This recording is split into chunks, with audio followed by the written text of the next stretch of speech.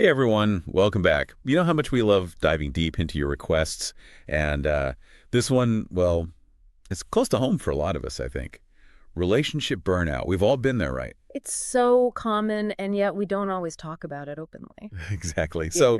So we've got these 5 tips we're going to unpack today. And honestly, when I first skimmed them, they seemed kind of basic. But the more I thought about it, the more I realized there's actually a lot to unpack here. Oh, absolutely. There's a real depth to these if you know how to apply them. Okay, so tip number 1 is all about identifying the source of the burnout.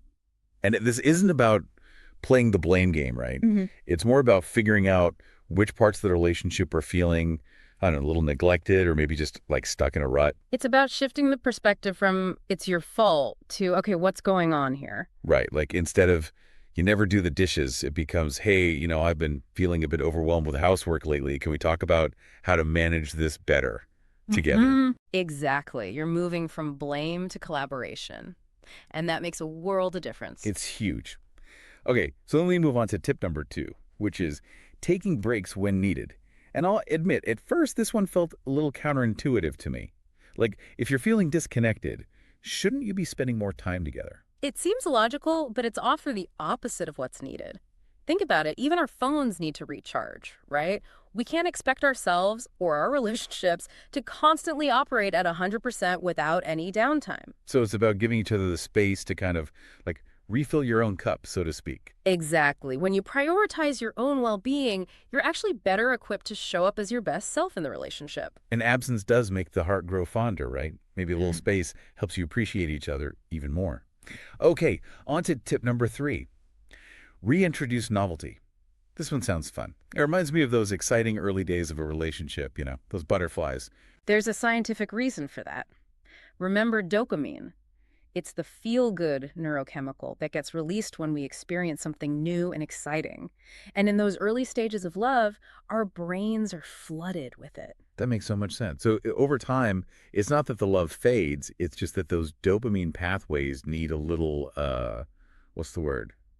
A jump start. Exactly. And that's where novelty comes in. Trying a new restaurant, taking a dance class together, even something as simple as exploring a new part of your city, it all helps to rekindle that spark. So it's not about like forcing those cheesy date nights. It's about making a conscious effort to try new things together to keep things fresh. Exactly. And that brings us to tip number 4, which kind of ties everything together. Communicate your feelings. This one seems obvious, but I think we all know it's easier said than done sometimes. Absolutely. We often avoid difficult conversations because we're afraid of conflict, but bottling things up only makes the problem worse in the long run. Yeah, and like we were saying earlier, it's about approaching those conversations from a place of collaboration, not blame. Exactly. Expressing your needs and concerns in a healthy way is essential for maintaining a strong connection. Because you can't solve a problem if you don't even know what the problem is. Right. Yeah.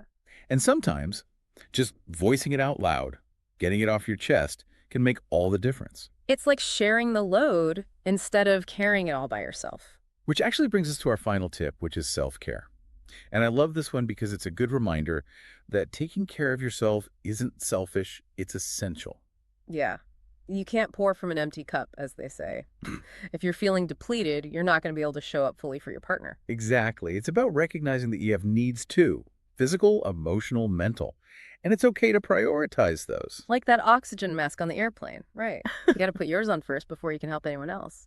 So we've got identifying the source of the burnout, taking breaks, reintroducing novelty, communicating openly, and prioritizing self-care. Simple, but so important. And when you start implementing these tips, you might be surprised at the positive impact they can have on your relationship. It really gets you thinking, though.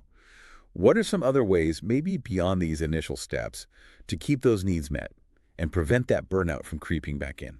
Because relationships, just like us, are always evolving. That's such an important point. It's an ongoing journey of discovery and growth. And on that note, we'll leave you to ponder that today.